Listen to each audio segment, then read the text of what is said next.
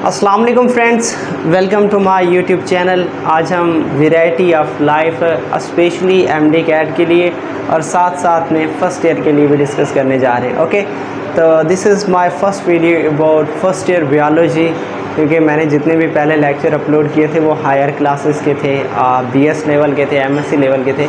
लेकिन आज जो ना हम एफएससी लेवल पे थोड़ा सा आ गए, तो आई होप कि मैं आप लोगों को अच्छी तरीके से समझा पाऊँगा। तो अगर आप लोगों के पास रजिस्टर या पेंसिल नहीं है तो जल्दी से उठा लें और स्टार्ट करते हैं इसको। ओके, तो वायरस या वायरसेस की बात कर लो। देखो, अगर हम बात करें वायरसेस की, ये जितने भी हैं ये सारे के सारे माइक्रो ऑर्गेनिज्म हैं। ये क्या है?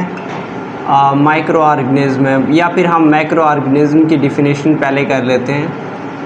माइक्रो ऑर्गेनिज्म, माइक्रो का मतलब होता है स्मॉल, ओके, और ऑर्गेनिज्म का मतलब होता है ऑर्गेनिज्म या जानदारी समझ लें, ठीक है। लिविंग बॉडीज़ की बात कर लो आप, ओके, लिविंग बॉडीज़। तो अब इन मैक्रो ऑर्गेनिज्म में हम मोस्टली 3 को डिस्कस करते हैं, फंजाई को, बैक्टीरिया को, ओके, और थर्ड में हमारे पास आ जाती हैं वायरसेस। इनको हम मोस्टली क्या कहते हैं? माइक्रो ऑर्गेनिज्म कहते हैं। और मोस्टली जितने भी होती हैं वो ये जो ना, ये सारे के सारे, ये जो नेकेड आई होता है, आम आँख से, दे cannot be scene bye naked eye, आम आँख की मदद से हम इनको नहीं देख सकते। ओके, तो इस कैटेगरीज़ में हम ऐसे लेते हैं कि ये जो बैक्टीरिया हैं, ठीक है, बैक्टीरिया से फिर बड़े कौन से आ जाते हैं? फंजाई। सबसे छोटे कौन से होते हैं? ये वायरसेस होते हैं। वायरसेस के बाद फिर बैक्टीरिया, बैक्टीरिया के बाद क्या आते हैं? फंजाई आते हैं। ओके, अब सबसे छोटे ये, उसके बाद फिर बैक्टीरिया, फिर फंजाई। लेकिन इन दी केस ऑफ फंजाई अगर हम बात करें, ये नेकेड आई से दिखे जाते हैं। आपने खुम्बियों की बात की होगी, ठीक है, पेंसिलियम, या फिर जितने भी कान पेड़े वगैरह जो आपने देखे होंगे, या पेंसिलियम, या जो ब्रेड गल जाता है वहाँ जो मोल्ड बन जाती है, तो उन चीज़ों को आप देख सकते हैं। मतलब जो फंजाई है उसे आप आम आँख से देख सकते हैं। लेकिन जो बैक्टीरिया है या फिर वायरसेस हैं, ये आम आँख से नज़र नहीं आते। लेकिन 1-2 बैक्टीरिया ऐसे हैं, ओके, कम से कम तकरीबन 2 बैक्टीरिया हैं जो मतलब आम आँख से नज़र आते हैं। बाकी सारे के सारे क्या होते हैं कि can not be seen, okay, can not be scene. तो इसी तरीके से, लेकिन अगर हम बात करें अपने वायरसेस की, ओके, जो हमारे वायरसेस होती हैं, viruses, they cannot be seen, okay, they cannot be seen with naked eye, okay.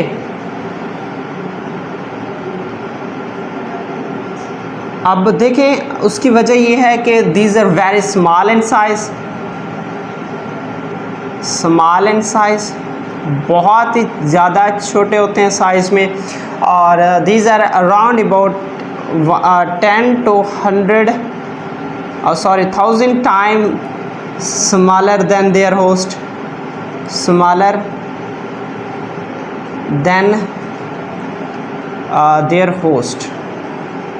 अच्छा, ये चीज़ें तो हम डिस्कस कर रहे हैं कि ये जो ना आम आँख से नहीं देख सकते। अपने जो होस्ट होता है, ठीक है, या बैक्टीरिया की बात करो, उनसे वो बहुत छोटे होते हैं। लेकिन इनकी डेफिनेशन क्या है? एक्चुअली अगर हम इनकी डेफिनेशन की बात करें, if we talk about the definition, then these are acellular और सेलुलर इंटेंटिटीज़। अब इसका मतलब ये है कि ये सेलुलर हो भी सकते हैं, नहीं भी हो सकते। अब उसके पीछे वजह क्या है? सेलुलर किस वक्त हैं और ए सेलुलर किस वक्त हैं? जब वो किसी होस्ट पे, फॉर एग्जांपल एक ऑर्गेनिज्म पे, कोरोना वायरस की बात कर लो, ठीक है, जो कोरोना वायरस है वो जब आपके स्किन के ऊपर, जब आपके रेस्पिरेटरी ट्रैक्ट पे आ जाता है, तब वो क्या हो जाता है? लिविंग हो जाता है। लेकिन जो बाहर है वो ए सेलुलर होता है, क्योंकि उसको, वायरस को, ठीक है, वायरस को ज़िंदा रहने के लिए या एक्टिव रहने के लिए या उसे लिविंग फॉर्म में लाने के लिए होस्ट का होना ज़रूरी है। होस्ट के बगैर वो किसी काम का नहीं है, ठीक है। तो इसीलिए हम बोलते हैं कि ये सेलुलर भी है और सेलुलर भी है। सेलुलर किस वजह से है कि ये जो ना इसको होस्ट चाहिए, ए सेलुलर किस वजह से है क्योंकि ये होस्ट के बगैर ज़िंदा नहीं रह सकता। ओके, तो इसकी डेफिनेशन कर लेते हैं कि वायरसेस क्या होती हैं। ए सेलुलर एंटिटीज़ होती हैं, ए सेलुलर, या फिर आप बात कर लो cellular entities, okay, which cannot be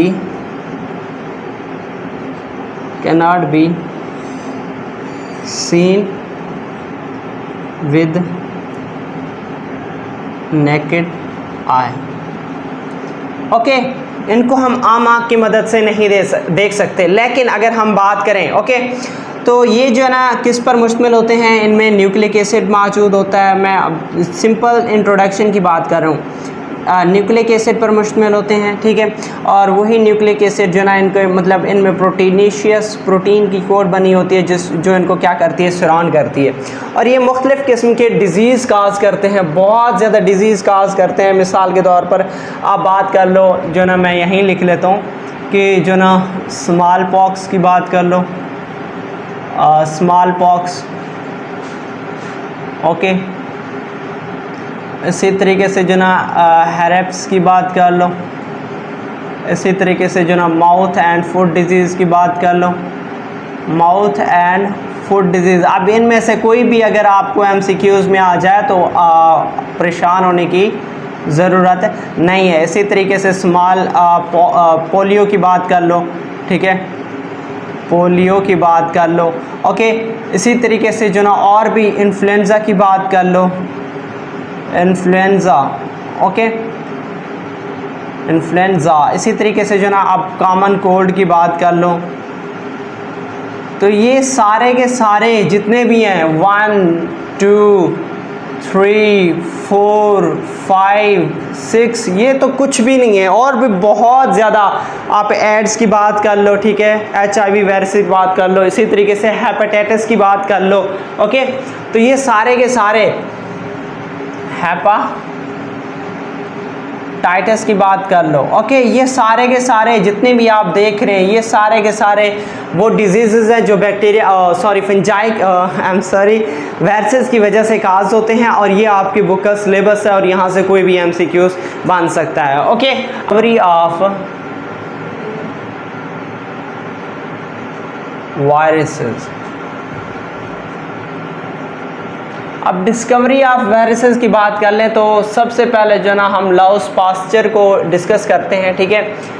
pasture को, लाउस पास्चर इसमें सबसे पहले आ जाता है। लाउस पास्चर ने एक्चुअली क्या कहा था कि जितने भी अगर आप बात कर रहे हैं ये पैथोजेंस होती हैं, ठीक है, फिल्टरेबल पैथोजेंस होती हैं। अब ये जो पैथोजेंस होती हैं इनका क्या काम होता है, ठीक है, ये पैथोजेंस होती हैं और इनका क्या काम होता है कि ये मुख्तलिफ़ किस्म की डिज़ीज़ काज करते हैं, डिज़ीज़ काज करते हैं और वो डेथ की वजह भी बन सकते हैं, ओके। पैथोजेंस होती हैं, ये डिज़ीज़ काज करती हैं और डेथ की वजह भी बनती हैं। लेकिन उस वक्त तक वायरस का नाम इतना ज़्यादा मशहूर नहीं था, ओके, इतना ज़्यादा उसका नाम मशहूर नहीं था। उसके बाद अगर आप बात कर लो एडवर्ड जीनर की, ओके, एडवर्ड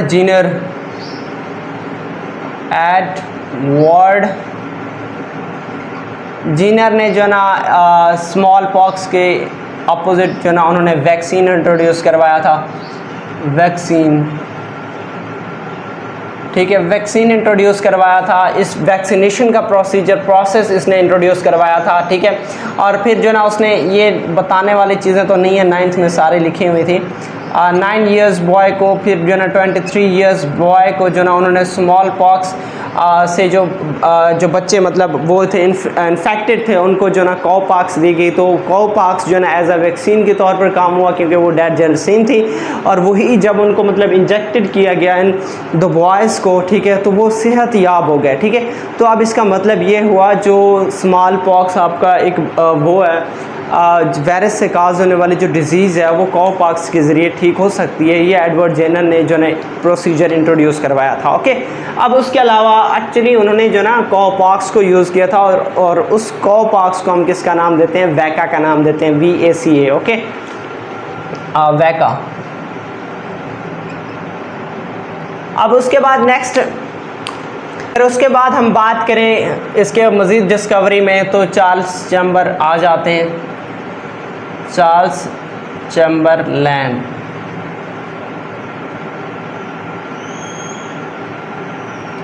अब चार्ल्स चैम्बरलैन ने ये कहा था कि ये जो पैथोजेंस होती हैं, ये जो गिवन पैथोजेंस हैं वो क्या होती हैं कि पहली बात तो ये कि वो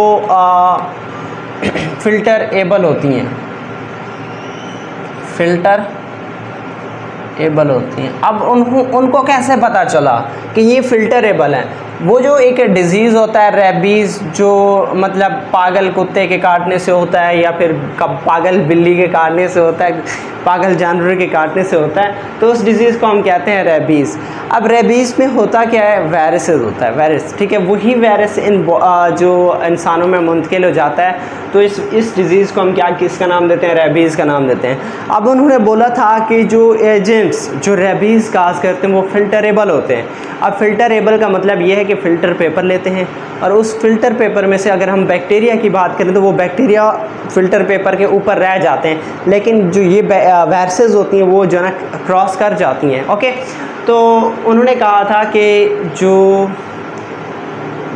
रेबीज़, पागल कुत्ते के काटने से जो बीमारी होती है रेबीज़, तो रेबीज़ के जो एजेंट्स होते हैं वो क्या है? फ़िल्टरेबल हैं। ओके, तो तब जो ना इन्होंने जो ना फ़िल्टरेबल वायरस का नाम इंट्रोड्यूस करवाया था। ओके, फ़िल्टरेबल वायरस का नाम इंट्रोड्यूस करवाया था। ओके, फ़िल्टरेबल वायरस का नेम इंट्रोड्यूस किया उन्होंने। ठीक है, अब इसी तरीके से जो नेक्स्ट बंदे की बारी आई। ओके, ये तो था पास्चर, ये था चार्ल्स, और नेक्स्ट जो बंदा था उसका नाम था एवानोस्की। ओके, नेक्स्ट एवानोस्की ने एक्चुअली इन्हीं फ़िल्टरेबल वायरस को जो ना टम्बाको मोज़ेक डिज़ीज़ में ऑब्ज़र्व किया। उन्होंने क्या किया, जो मतलब टोबैको है उसका जो फ्लूइड है वो फ्लूइड लिया। अब उसी फ्लूइड को फिर किसी और प्लांट में उन्होंने मतलब इंजेक्ट करवाया था और प्लांट को दिया, तो उसी फ्लूइड की वजह से जो दूसरा प्लांट था वो भी क्या हो गया, मतलब इन्फेक्टेड हो गया, उस डिज़ीज़ से इन्फेक्टेड हो गया। ठीक है, जिसको हम टोबैको मोज़ेक डिज़ीज़ का नाम देते हैं। तो अब उन्होंने कहा था ये जो फ़िल्टरेबल वायरस है, ये फ़िल्टरेबल फ्लूइड है, ये दूसरे प्लांट्स यानी जो टोबैको प्लांट्स हैं उनमें भी डिज़ीज़ काज करती है। ओके, तो एवानोस्की ने किस पे काम किया था? Tobacco mosaic disease. ओके, उन्होंने कहा था कि जो फ्लूइड है, वो जो एजेंट है, वो जो डिज़ीज़ इनमें काज करता है, अगर हम उसका मतलब फ्लूइड ले लिया जाए, मतलब ये प्लांट है, ये इन्फेक्टेड है, इसका फ्लूइड लिया, वही फ्लूइड जो ना हमने न्यू प्लांट पे इंट्रोड्यूस करवाया, तो वहाँ भी क्या काज हुआ? डिज़ीज़ काज हुआ। ओके, तो ये जो फ़िल्टरेबल डिज़ीज़ मतलब फ़िल्टरेबल वायरस है, उसकी वजह से मतलब दूसरे जो प्लांट्स हैं वो भी क्या हुए? इन्फेक्टेड हुए। Okay, filterable virus. Okay, filterable virus की वजह से क्या हुआ, जो दूसरे प्लांट्स थे, जो न्यू प्लांट्स थे, वो भी क्या हो गए? इफ़ेक्टेड हो गए। ओके, अब उसके बाद नेक्स्ट क्या है कि स्टिनले आया। अब उस स्टिनले ने क्या किया कि इसको फ़िल्टर करना बहुत मुश्किल था। अब उसने क्रिस्टल बना लिया। अब क्रिस्टल का क्या मतलब होता है कि उसको बहुत ज़्यादा ठंडा कर देना। ठीक है। अब मिसाल के तौर पर पानी, ये पानी क्रिस्टल किस तरीके से बनता है, जब आप उसको ठंडा करते हो बर्फ़ की फॉर्म में आता है तो वो क्रिस्टल फॉर्म में आ जाता है। ओके, तो उन्होंने क्या की, स्टिनले ने उन्होंने क्रिस्टलाइजेशन का प्रोसीजर इंट्रोड्यूस करवाया, प्रोसेस इंट्रोड्यूस करवाया। ओके, अब उस स्टिनले ने क्या की, क्रिस्टलाइजेशन की, और उस क्रिस्टल को जो ना उन्होंने इलेक्ट्रॉन माइक्रोस्कोप में देखा। ओके, ये मेन चीज़ है कि ये ना लाइट माइक्रोस्कोप में नज़र आता है, लाइट माइक्रोस्कोप को सिंपल माइक्रोस्कोप भी कहते हैं। ओके, लेकिन ये किस में नज़र आते हैं, इलेक्ट्रॉन माइक्रोस्कोप में नज़र आते हैं, और जो कि 1000 गुना क्या होते हैं, ये दूसरे बैक्टीरिया से छोटे होते हैं, दूसरे बैक्टीरिया या फिंजाई से या अपने होस्ट से क्या होते हैं, छोटे होते हैं। ओके, तो अब क्रिस्टलाइजेशन के प्रोसेस के ज़रिए उन्होंने क्या किया कि वायरस को क्या कर लिया, सीन कर लिया। ओके, तो ये था डिस्कवरी में हमने किसको डिस्कस किया था कि लुईस पास्चर आया था, और उसने क्या किया था कि पैथोजेंस का नाम दिया कि ये डिजीज़ काज करते हैं और डेथ भी हो सकता है। फिर जो ना हमने एडवर्ड जीनर की बात की थी कि उन्होंने वैक्सीन इंट्रोड्यूस करवाया। उसके बाद हमने चार्ल्स चैम्बरलैन की बात की थी कि उन्होंने जो ना ये बोला था कि जो रेबीज़ के काटने से बीमारी होती है वो फ़िल्टर, जो डिजीज़ एजेंट है जो रेबीज़ काज करता है वो फिल्टरेबल है। इसी तरीके से एवोनोस्की आया, एवोनोस्की ने क्या कहा था कि जो टोबैको मोज़ाइक डिज़ीज़ है उसका जो एजेंट है वो भी फिल्टरेबल है। फिर बाद में जो ना कौन आया, स्टिनले ने क्या किया कि उसको उन्होंने क्या किया था कि जो एजेंट था समझने, उसको उन्होंने क्या किया, क्रिस्टलाइज कर लिया। जब उन्होंने क्रिस्टल बनाया तब जो ना वो जो वायरस था वो क्लियरली विजिबल था। ओके, अब डिस्कवरी के बाद हम वायरस की थोड़ा सा स्ट्रक्चर को डिस्कस कर लेते हैं। ओके, इधर नज़र में आएगा, बताएं इधर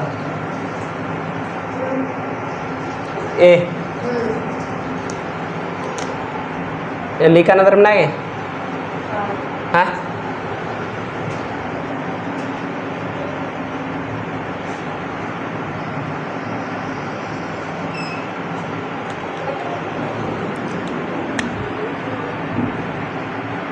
ये नज़र में आएगा,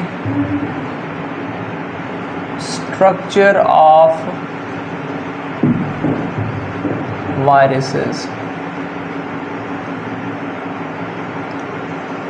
देखो, स्ट्रक्चर का मतलब होता है कि उसकी जो इंटरनल स्ट्रक्चर है वो कैसी है, एक्सटर्नल स्ट्रक्चर वो कैसी है।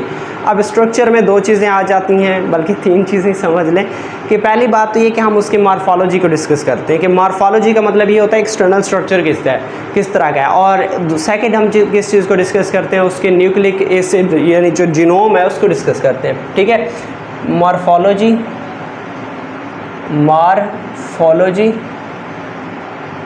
और विद हम उसका किसको डिस्कस करते हैं, न्यूक्लिक एसिड को डिस्कस करते हैं। ओके, अब अगर हम बात करें वायरसेस के न्यूक्लिक एसिड की, तो वायरस सिंपली बात है कि इस पर मुश्तमिल होता है कि ये जो ना इनका न्यूक्लिक एसिड Na किस पर मुश्तमिल होता है कि DNA पर मुश्तमिल होता है, DNA प्लस किस पर मुश्तमिल होता है, RNA। मतलब ये है या तो DNA होगा या RNA मौजूद होगा, और इसी चीज़ को हम किसका नाम देते हैं, जीनोम का नाम देते हैं, जीनोम का नाम देते हैं। ओके, अब इसके बाद यही जो इनका जो न्यूक्लिक एसिड है, ठीक है, न्यूक्लिक एसिड में यहाँ बना लेता हूँ कि ये देखें, ये इसका एक स्ट्रक्चर है। मैं बैक्टीरियोफेज को ही डिस्कस कर रहा हूँ इधर।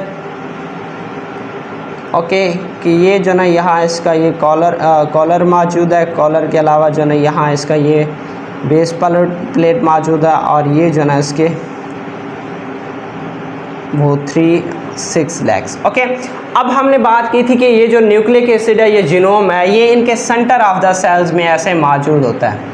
ओके, अब यही जो न्यूक्लिक एसिड या जो जीनोम है उसको कोई एक चीज़ सराउंड करती है, उस सराउंडिंग चीज़ को हम क्या कहते हैं, कैप्सिड कहते हैं, और वो किसकी बनी हुई होती है, प्रोटीन की बनी होती है। ठीक है, मैं यहाँ लिख रहा हूँ कि ये किसकी बनी हुई है, प्रोटीन की बनी हुई एक क्या होती है, कोट होती है, जिसको हम किसका नाम दे रहे हैं, कैप्सिड का नाम दे रहे हैं, कैप्सिड का नाम दे रहे हैं। और कैप्सिड फिर छोटे छोटे यूनिट्स पर मुश्तमिल होता है, मतलब एक कैप्सिड है और उसी कैप्सिड के जैसे हम बोलते हैं कि the structural unit of life is called cell, इसी तरीके से हम बोलते हैं structural unit of nervous system is called neuron, structural unit of kidney is called nephron. तो ये इसी तरीके से जो स्ट्रक्चरल यूनिट ऑफ कैप्सिड है, तो वो किसकी बनी हुई होती है, कैप्सोमर्स की बनी होती है। ठीक है, किसकी बनी हुई होती है? कैप्सोमर्स में यहाँ लिखता हूँ, ओके, कैप्सोमर्स की बनी हुई होती है। थोड़ा सा क्योंकि यहाँ अंधेरा था, फ्लैश लाइट ऑन कर दी है तो हो सकता है थोड़ी वीडियो बुरी आ रही हो बाहर, क्योंकि ज़्यादा शोर था तो इस वजह से मैं रूम के अंदर ही बना रहा हूँ, ओके। अब उसके बाद नेक्स्ट क्या है? कैप्सोमर्स तो हो गया। अब कैप्सोमर्स की हम डिस्कस कर लेते हैं कि जो डिफरेंट वायरस हैं, डिफरेंट बैक्टीरिया वायरस हैं, उनमें इनकी तादाद कितनी है। मिसाल के तौर पर अगर हम बात करें हेरेप्स की, ओके, हेरेप्स, तो उसमें कितने होते हैं? 161 कैप्सोमर्स होते हैं, ओके। इसी तरीके से जो ना हम एडिनो वायरस की बात कर लें, एडिनो वायरस की बात कर लें तो उसमें कितनी होती हैं? 250 होती हैं, 250 कैप्सोमर्स होती हैं। अब उसके अलावा ये तो हो गया उसका प्रोटीनेशियस कोड की बात कर लें, उसके अंदर क्या था? उसका न्यूक्लिक एसिड मौजूद था, ठीक है। अब इसको हम सिंपली अगर बोल दें तो न्यूक्लियोप्रोटीन।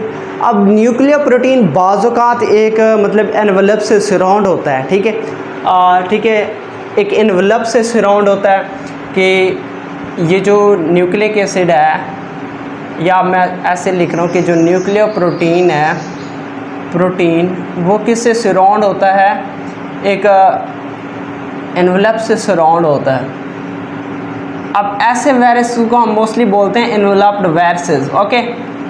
और जिनमें नहीं होता उसको हम किसका नाम देते हैं? नॉन एनवलप्ड वायरसेस का नाम देते हैं, ठीक है। अब ये किसकी बेस पे डिवीजन हुई है?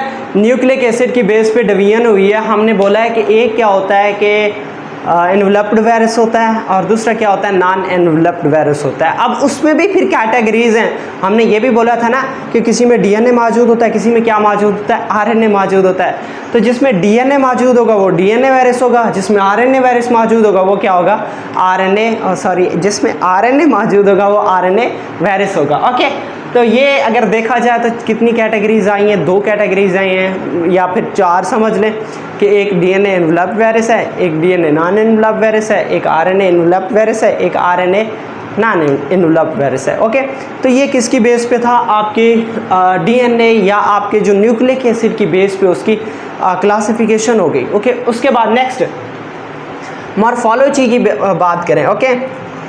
मॉर्फोलॉजी की बात करें तो मॉर्फोलॉजी में जो ना इसके अगर हम बात करें वो होती है मोस्टली जो ना उसके शेप्स की बेस पे होती है। मॉर्फोलॉजी बोलते भी हैं कि उसकी जो स्ट्रक्चर है, एक्सटर्नल स्ट्रक्चर को हम मॉर्फोलॉजी बोलते हैं, ओके। अब जो उसकी शेप्स है, अब शेप्स के हवाले से जो ना ये क्यूबिकल भी होती हैं और ये हेलिकल भी होती हैं। अब ये जो क्यूबिकल होती हैं, क्यूबिकल मोस्टली जो ना एक्कोसाहेड्रल की बात कर लो, एक्कोसाहेड्रल की बात कर लो, इसी तरीके से जो ना रॉड शेप की बात कर लो, क्योंकि ये जो ना मोस्टली पिरामिड के शेप के होते हैं, पिरामिड के शेप के होते हैं, ठीक है। या फिर हेक्सागोनल शेप की बात कर लें, this is a hexagonal pyramid shape, okay. तो ये मतलब उनकी डिफरेंट वो होती हैं, ठीक है, कैटेगरीज होती हैं।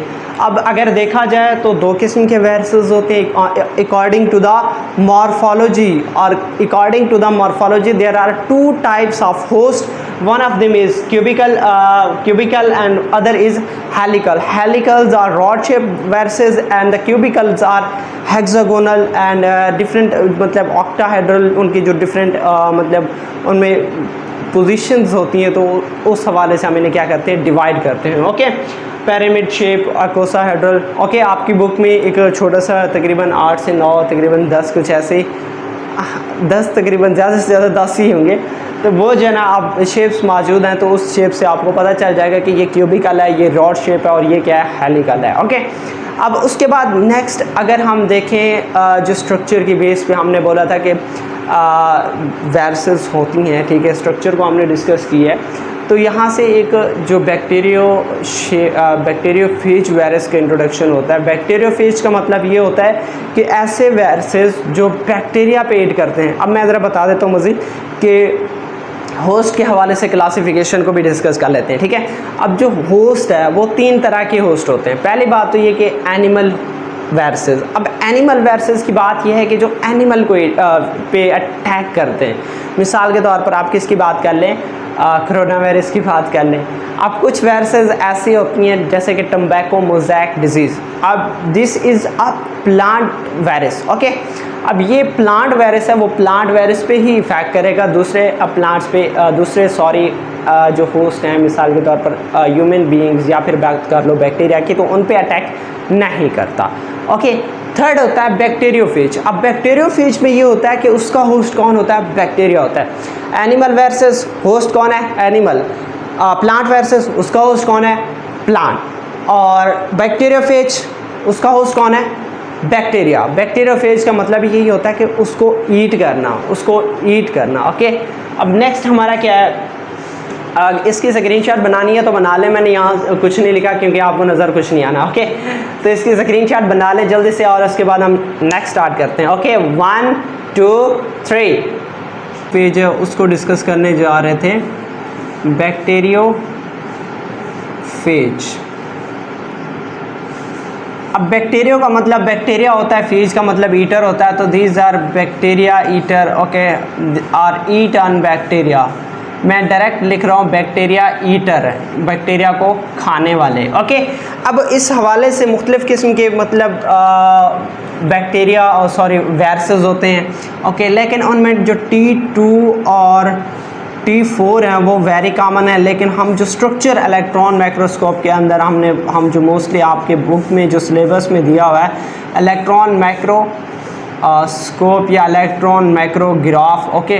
अब माइक्रोस्कोप या माइक्रोग्राफ, अब माइक्रोस्कोप का क्या मतलब होता है कि वो इंस्ट्रूमेंट है जिसकी मदद से हम क्या करते हैं जो ग्राफ बनती है, किस्म की जो इमेज बनती है उसको हम देखते हैं, ठीक है। आप ये ना बोलना कि पता नहीं माइक्रोग्राफ क्या चीज़ है, माइक्रोस्कोप पता नहीं क्या चीज़ है, ओके। अब उसके बाद नेक्स्ट क्या है कि T4 को हम क्या करते हैं, इलेक्ट्रॉन माइक्रोस्कोप में देखते हैं, ओके। ये थोड़ा सा इमेज वाला या डायग्राम वाला समझ लें, ये होने वाला है। उस स्ट्रक्चर के मुताबिक आपको ये चीज़ पता है कि जो किस पर मुश्तमिल होती है कि ये उसका एक कैप्सिड है। कैप्सिड के नीचे जो ना फिर क्या मौजूद होता है, ऐसे मेरी स्ट्रक्चर डायग्राम वैसे भी वीक है, मैं बोल के थक जाती थी कि डायग्राम बनाओ, डायग्राम सीखो, बायोलॉजी वाले हो लेकिन हम नहीं सीखे, ठीक है। आप लोग सीख लेना वरना आप लोगों का भी मेरे जैसा ही हाल होना है। तो ये ऐसा समझ लें कि ये उसका क्या है, ये उसकी लेग्स हैं, 3 लेग्स और हो गई। अब इस साइड पे ये क्या है, इसका हेड है, और हेड किस पर मुश्तमिल होता है कि आउटर जो रीजन है वो कैप्सिड है। ये तो काम ही नहीं कर रहा, ओके।